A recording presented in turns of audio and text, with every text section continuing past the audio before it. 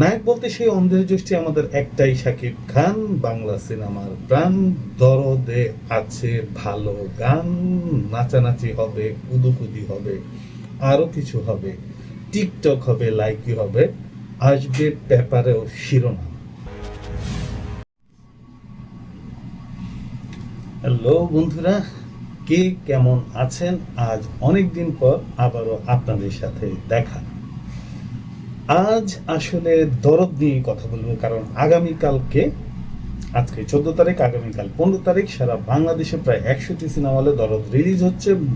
But এই দরদের release হওয়া বা শাকিব খানের এই সিনেমা রিলিজ হওয়া নিয়ে কিন্তু অন্য একটা ব্যাখ্যা আছে। কারণ এই সিনেমাটা আসলে ঈদে ছাড়াই রিলিজ হচ্ছে, যেটা আমাদের নায়ক রুবেল ভাই, আমাদের নায়ক সোহেল রানা, এছাড়াও অনেকেই আমাদের এই বিষয় নিয়ে কথা বলেছেন যে ঈদে কেন শুধুমাত্র হলে, সিনেমা হলে শাকিব খানের সিনেমা রিলিজ হবে। আসলে নায়ক বলতে ওই একটাই, আমাদের অন্ধের যষ্টি শাকিব খান।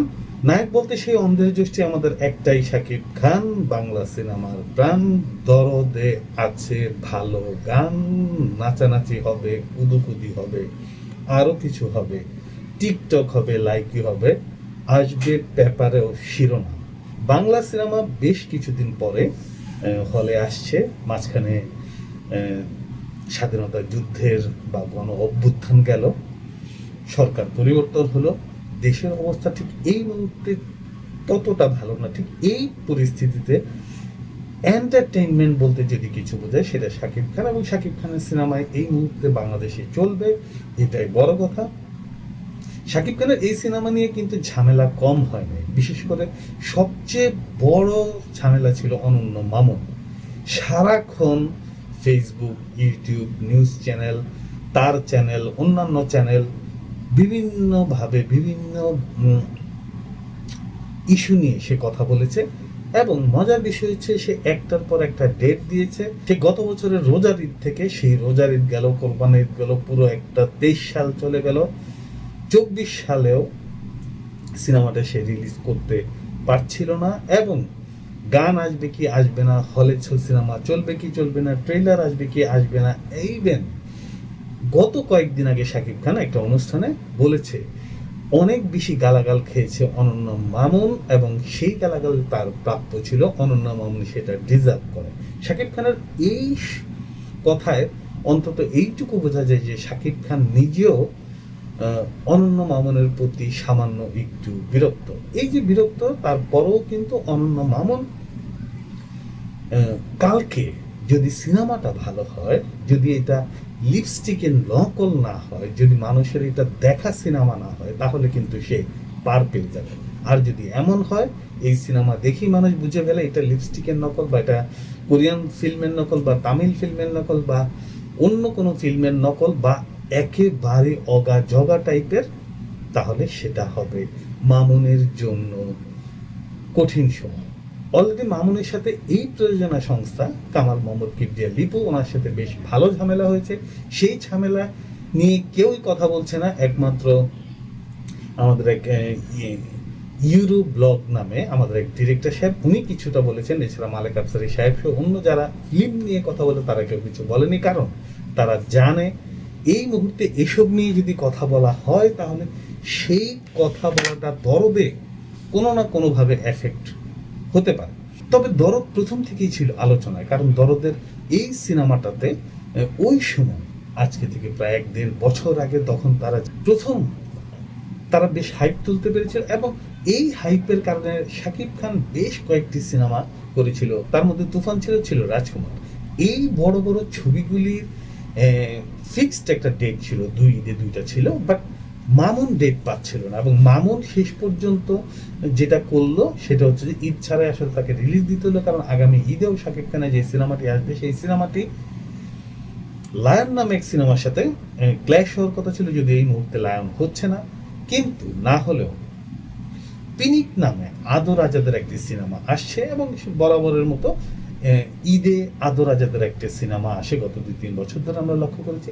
সেরকম একটি সিনেমা আসার কথা, সেটা আসছে অলরেডি। আজকে যখন আমি ভিডিও করছি তখন পোস্টার। তো আদর আজাদ বা অন্য সিনেমা নিয়ে যারা আসবে সেগুলো অবশ্যই ভালো হবে। সিনেমা নিয়ে আসার কথা দাগি, আরফান নিশোর, শিহাব শাহিনের, সেটাও আমরা শুভকামনা জানাই। যাক, ফিরে আসি দরদের কথায়। কেমন হবে দরদ, আর মামুনের কি হবে? দরদ যদি ভালো যায়, মামুনের সামনের দিনগুলো ভালো যাবে। যদি দরদ খারাপ যায়, তাহলে মামুনের খবর আছে, এটা নিশ্চিত। দরদ যদি সোসো যায়, মামুন নিশ্চিত বাংলাদেশের কোনো প্রডিউসারের সাথে কাজ করতে পারবে না। ওকে কাজ করতে হবে ইন্ডিয়াতে বা অন্য কোথাও, বা অন্য কিছু করতে হবে। বাংলাদেশের প্রডিউসারকে সে যে পরিমাণ টর্চার করে, সেই টর্চার করেছে একইভাবে সাকিবিয়ানদের, টর্চার করেছে ফিল্ম ক্রিটিক্সদের। এমন কেউ কেউ নাই যে মামুনকে নিয়ে সমালোচনা করে নাই উইথ শাকিব খান। আর ইনার সাইডের গল্প আমরা আপনাদেরকে নাই বলি, ইনার সাইডের গল্প বলবো দরদ মুক্তির পরে। দরদে দরদে শাকিব খানকে একটা ভিন্ন লুকে দেখা যাবে, যদিও এই লুকটা 1 থেকে 1.5 বছর আগের লুক। সেখানে বেশ ভালো কাজ করেছে শাকিব খান। শাকিব খানের ট্রেইলার যারা দেখেছেন, দরদের ট্রেইলার যারা দেখেছেন, তারা জানেন কলকাতার 21 মুভিজের সাথে তার কাজ হবে। বাট দরদ দরদ যদি ক্লিক না করে, তাহলে মামুনের খবর আছে, সেটা আমি একটু আগে বললাম।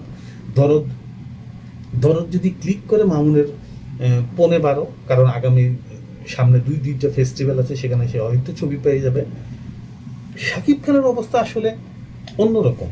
শাকিব খান এমন একটা নাম, তারা কোনো কিছুতেই শেষ পর্যন্ত আটকায় না।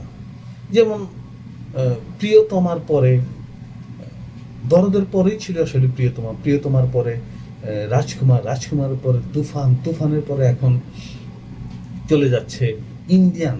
আপনারা জানেন হয়তো 21 মুভিজের যে পেজ আছে, সেখানে আপনারা হয়তো দেখেছেন যে 18টা সিনেমা আগামী 2 বছর রিলিজ হবে। সেখানে শাকিব খানের সিনেমা আছে সম্ভবত বেশ কয়েকটি, অন্তত 2টি।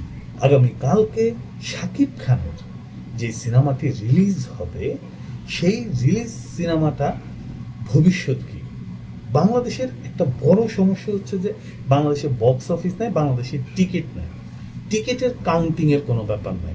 আরেকটা ব্যাপার হচ্ছে যে আমরা কিন্তু এই মানে সিনেমার মূল অডিয়েন্স যারা, আমাদের খেটে খাওয়া মানুষ যারা, যাদের হাতে অ্যান্ড্রয়েড কম আছে বা অ্যান্ড্রয়েড চালায় না বা কম চালায়, বা যারা আসলে সিনেমাটাকে এনজয়ফুল করে, বা যারা আরেকটু মজা করে সিনেমা দেখে, আমরা কিন্তু আলটিমেটলি তাদেরকে সিনেমা হলে আর নিতে পারছি না। কারণ ঢাকা কেন্দ্রিকে সম্ভবত 2 থেকে 3টা সিনেমা হল আছে যেগুলিতে সিঙ্গেল স্ক্রিন বলি আমরা, যেগুলিতে আমাদের খেটে খাওয়া মানুষ, আমাদের সিনেমার মূল দর্শক যারা, তারা যায়।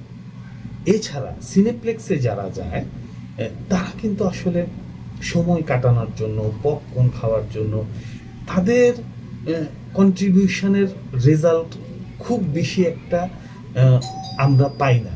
তুফান পাইনি। তুফান আপনারা হয়তো ইতিমধ্যে জেনেছেন, তুফান একটা ব্লকবাস্টার, অথচ তুফানের টাকার হিসাব না। কারণ হচ্ছে যে সিঙ্গেল স্ক্রিনের টাকার মোটামুটি একটা হিসাব থাকলো, এখানেও একটা সিঙ্গেল স্ক্রিনের টাকার মোটামুটি, সিঙ্গেল স্ক্রিনে একবারে টাকা পাওয়া যায়, কিন্তু এখানে ভেঙে ভেঙে পাওয়া যায়। এবং এই যে 20% বা 18%, 17% যে টাকাটা পায়, সেটাতে কিন্তু আসলে প্রযোজকের 2 টাকা লাভ হয় না। আপনারা অনেকেই বলেন যে ব্লকবাস্টার, ছবি ব্লকবাস্টার, আপনি হয়তো 10 বার দেখেছেন, কিন্তু প্রযোজকের পকেটে টাকা ঢুকে না। এই যে প্রযোজকের পকেটে টাকা ঢুকে না, গত 20 বছরে কোনো প্রযোজক ভালো কোনো সিনেমা করে টাকা পায় নাই। সেই ঝামেলার কারণেই আজকে সিনেমা হলগুলো বন্ধ। মানুষ নাটক বানাচ্ছে, সে দেখতে পাচ্ছে। মানুষ ওটিটিতে কাজ করছে, সে দেখতে পাচ্ছে যার কত টাকা হচ্ছে, কত টাকা যাচ্ছে। কিন্তু সিনেমার ক্ষেত্রে এটা না। সিনেমার ক্ষেত্রে আমরা টিকিটিং করতে পারছি না। টিকিটিংটা কে করবে আসলে? সরকার কোনোদিনই করবে না। বাংলাদেশের সিনেমা নিয়ে সরকারের কোনো হেডেক নাই। ওরা আহত, যারা এই সংগ্রামে যারা আহত হয়েছে, তাদেরকে টাকা দিতে পারে না। তারা 20 বার হয়তো আমেরিকা, সুইডেন, দুবাই ঘুরে আসছে। এগুলো সব অন্য কথা। আমরা যে কথাতে ছিলাম, সেই কথাটা হচ্ছে যে বাংলাদেশে আসলে সিনেমার ভবিষ্যৎ ভয়ঙ্কর খারাপ।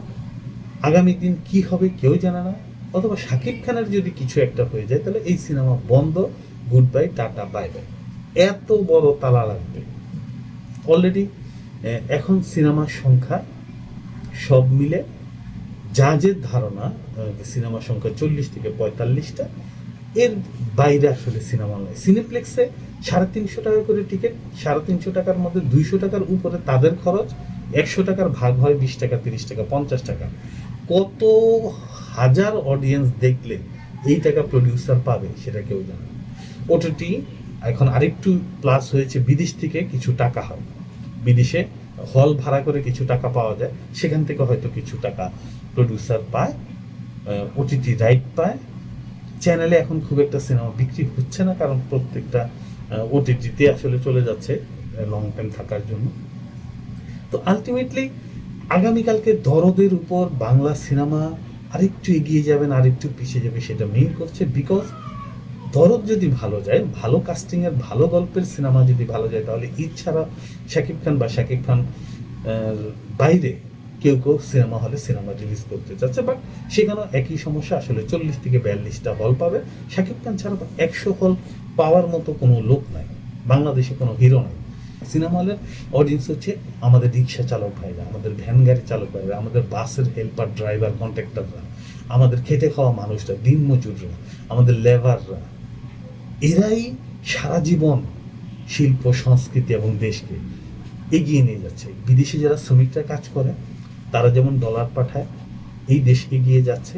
এইরকম এই সিনেমা প্রেমিক মানুষগুলো সিনেমা হলে যেতে পারছে না। মধুমিতাতে টিকিট কিনতে হয় 250-300 টাকা করে কিনে, অথচ মধুমিতার টিকিটের ভ্যালু 100 টাকা, 120 টাকা, অথচ টিকিট দেখানো যাচ্ছে না। আর আশেপাশে এই সার্কেলে তেমন হলই নেই।